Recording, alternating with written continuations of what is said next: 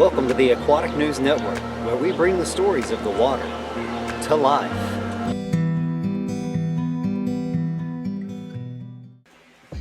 Good evening, curious crustaceans and budding biologists. We're plunging today some 1,600 yards, that's nearly 4,800 feet, beneath the Pacific surface to visit Axial Seamount, the most fashionably fiery undersea volcano in the Juan de Fuca Ridge.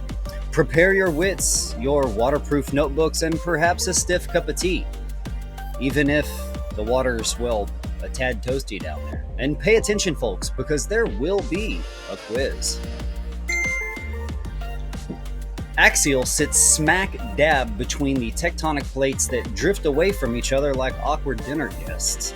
Magma oozes up, cools into distinctive pillow lava, and occasionally bursts forth in sheet flow eruptions.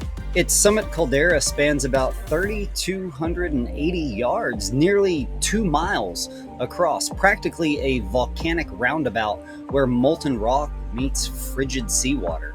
Venting fluids hit roughly 716 degrees Fahrenheit before mingling with 35 degrees Fahrenheit deep ocean currents.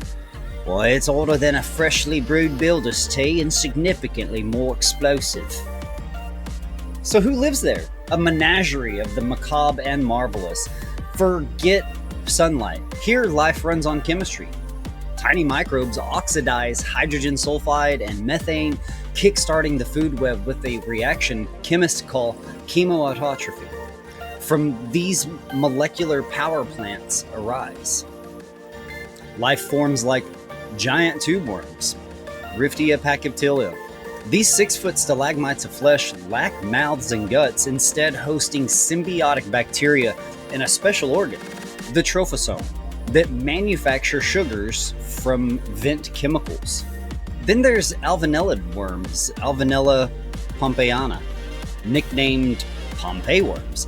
They brave 626 degree Fahrenheit vent walls thanks to heat-resistant bacteria coating their backs, still the fastest growing worm in a midlife crisis. Then vent crabs and blind shrimp.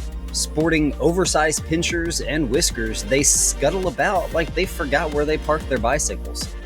Then we have vent mussels and clams. With bright orange gills full of symbionts, they filter toxic brew into nutritious plankton, chef's envy, and chemist's delight. If these creatures ever formed a sitcom, it'd be called Symbiosis Street. 2 bacteria walk into a worm. The rest is history. And let's not forget the high-tech underwater circus studying Axial. It requires gadgets that feel half James Bond, half Rube Goldberg. Things like ROVs, Jason, ropos, remote-controlled submarines carrying mechanical arms, samplers, and occasionally a stray flipper when scientists' mind wanders. Of course, AUVs, autonomous underwater vehicles, scouts mapping the seafloor in 3D, sometimes bumping into chimneys like tipsy tourists. Then there are cabled observatories. Fiber optic lines feed real-time pressure, temperatures, and seismic data to labs so scientists can panic over an impeding eruption from their office desks. And they're not without their clumsy moments either. One ROV pilot accidentally high-fived a tube worm chimney, sending a plume of minerals like underwater confetti. Everyone on deck cheered. Then revelations from the deep is what's left in scientists' notebooks, of course after coffee stains and jokes. How do I approach this? They also colonize with speed. After Axial's 2015 eruption, microbes reappeared within weeks. Tube worms and bivalves followed in months, faster than my sourdough starter ever recovers. Vent plumes are also depositing iron, zinc, and copper that over time form seabed ore deposits, nature's slow-cooked mineral recipe. Alright folks, ready your waterproof pencils. Test your vent IQ with our multiple choice trivia. At what depth does Axial Seamount Summit lie? Is it A, 1,600 yards, B, 800 feet, or C, 2,500 yards? If you said A, congratulations, you're doing great and following along well. So let's go on to our another question. See if you get this one too. What fuels the deep sea ecosystem at Axial? Is it A, sunlight filtered through 4,800 feet of water, B, chemosynthesis of hydrogen sulfide and methane, or C, sponge jazz performances? If you said B, I've got to give it to you. You're paying attention, and we appreciate that. You're going to have enough knowledge to do one of these on your own. Now, on to question 3. Which resident lacks a mouth and gut, but eats via bacteria? Is it A, the blind shrimp, B, the giant tube worm, or C, the Pompeii worm?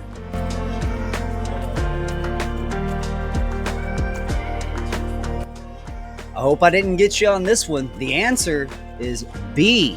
That's right, the giant tube worm. All right. Well, that's our voyage to Axial Seamount, where geology flirts with biology and comedy's never far from calamity. Tune in next time, and remember, if your home bubble bath starts hissing steam, you might be living atop a volcano. Cheers and stay submersed in wonder, y'all.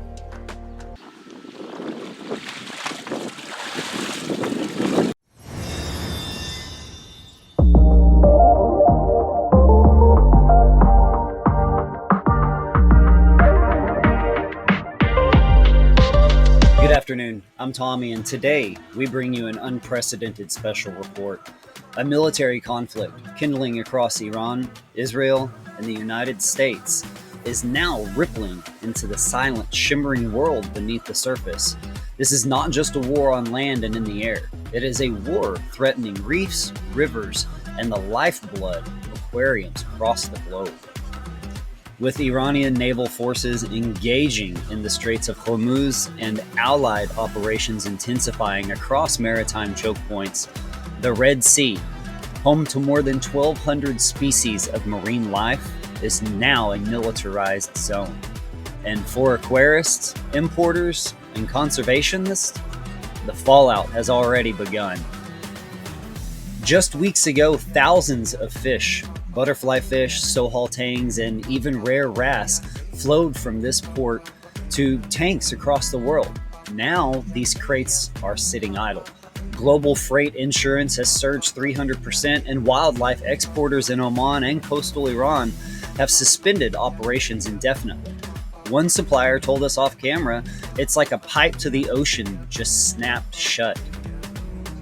And now these marine ecosystems are caught in the crossfire. Environmental watchdogs report at least 4 suspected oil spills, 2 of which originated near military strikes along the Iranian coast. Coral scientists from Tel Aviv to Texas are warning of mass bleaching events within weeks if cleanup efforts falter. The Red Sea's reefs, described as climate-resistant bastions, could be silenced by diesel and debris. Dr. Rima Kazemi stated, "We've studied these reefs our whole careers. The irony is that we call these fish captive bred when it is the wild now that is in captivity, trapped between geopolitics and extinction." Major U.S. distributors from Los Angeles to Miami report shortages not seen since the pandemic. Anemones, cleanup crews, specialty filter media, all dependent on international logistics. Meanwhile, local fish stores in Britain are rationing coral frags and dosing regimens due to stock uncertainty. And no doubt, if we were to ask Deep Blue Aquatics what they would say, it would be that prices are going mad. They just had to list yellow tangs at triple last month's tag. Customers are furious, but if you can't get shipments from Sri Lanka or Jordan, what do you want them to sell? Plastic fish? For freshwater aquarists, the impacts are subtle but real. War-fueled inflation is hiking up shipping costs for South American driftwood, East Asian plant substrates, and even frozen bloodworms. If you've noticed your weekly water change feels a bit heavier, perhaps it's not the bucket, but the burden. There is hope below the surface. Yet even now, hope stirs in the shallows. Indonesian breeders are scaling up captive programs. Aquatic botanists are developing alternative nutrients dosing methods, and hobbyist forums are lighting up with resource swaps and DIY filtration ideas. Breaking news! This just in from the National Aquarium's emergency statement. We've weathered pandemics, tsunamis, blackouts. The reef-keeping community is resilient. If the ocean teaches anything, it's that everything flows forward. As the world convulses with conflict, we remember this. The ocean, vast and ancient, has survived worse, but it's never had fewer allies. So feed your fish, keep your tanks lit, and above all, protect what you can, however small, however salty. For in every tank, every refugium, there is peace in miniature. Let's not let it be collateral. Good evening, my verdant voyagers. You've tuned into the Aquatic News Network, and today we're diving headfirst into the chlorophyll-soaked phenomenon sweeping the globe. The Great Houseplant Takeover. The Great Houseplant Takeover of 2025. It's not just a trend, it's a full-blown root-deep revolution. How did I do that? Let's rewind. Once upon a time, houseplants were humble background players, maybe a dusty fern in the corner or a pothos trailing from a forgotten shelf, but now they're the main characters. In 2025, homes are transforming into lush sanctuaries with plants climbing walls, spilling from ceilings, and even starring in their own social media accounts. Why the obsession? Experts say it's a mix of wellness, aesthetics, and a craving for connection. Plants purify the air, reduce stress, and let's be honest, look amazing in a selfie. Plus, in a world of screens and schedules, nurturing something green feels pretty grounding. This year's plant lineup is a botanical blockbuster. Let's roll out the green carpet. Philodendron golden crocodile. With serrated golden leaves, it's basically the Beyonce of the plant world. Monstera Thai constellation. With creamy variegation and dramatic fenestrations, she's giving celestial drama. Or Albopothos. Each leaf is a one-of-a-kind masterpiece, like nature's very own NFT. Or Rhopoia, twisting vines and pink blooms? Yes, please? Then polka dot plant, Hypoestes, confetti-colored leaves that scream party in a pot. Then we'll represent with the ZZ, the chillest roommate you'll ever have. Moving on down to Philodendron Pink Princess, a rare gem with bubblegum pink streaks that's hotter than a summer sidewalk. Then Anthurium warocquinum, Queen Anthurium, with velvet leaves so regal they practically demand a tiara. Then Hoya callistophila, thick vein leaves that look like they were hand-painted by a forced spirit. Or how about a Syngonium, milk confetti, speckled like strawberry ice cream and just as sweet. And for the big collectors, the ultra-rare Philodendron Spiritus Sancti, a plant so rare it's basically the unicorn of the aeroid world. Now, let's talk about the man turning plant care into poetry. Rocco Elliott, one of my favorites. His viral hit, Just Me and My Plants, isn't just a hit, it's a botanical manifesto. Rocco was making chloroplasts cool again. His tracks like Talk to My Plants, Watering Day, and Propagating are topping playlists from TikTok to terrariums. He's even got a lyric video for This Is My Plant that's racked up thousands of views. Now, let's see if your plant game is as strong as your playlist. Were you paying attention? Oh yes, another quiz. Question number 1. Which rare houseplant is nicknamed the Queen Anthurium for its dramatic velvet leaves? Is it A. Anthurium vitechii, B. Anthurium warocquinum, C. Anthurium clarinarium, or D. Anthurium crystallinum. Now, to question number 2. In in Rocco Elliott's Just Me and My Plants, what gardening hazard does he warn about? A. Crop lifting. B. Aphids. C. Overwatering. Or D. Leaf burn. Drop your answers in the comments. Better yet, wrap them back to us in your best Rocco flow. Whether you're a minimalist with a single snake plant or a maximalist with a jungle in your bathroom, one thing's clear: houseplants are more than decor. They're becoming a lifestyle. They teach us patience, presence, and the joy of watching something grow.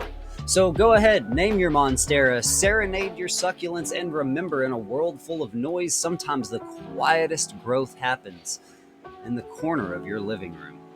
This is Tommy signing off with a spritz of mist and a whole lot of leafy love. Stay rooted, my friends. And we will catch you next time here on the Aquatic News Network, where we bring the stories of the water to life.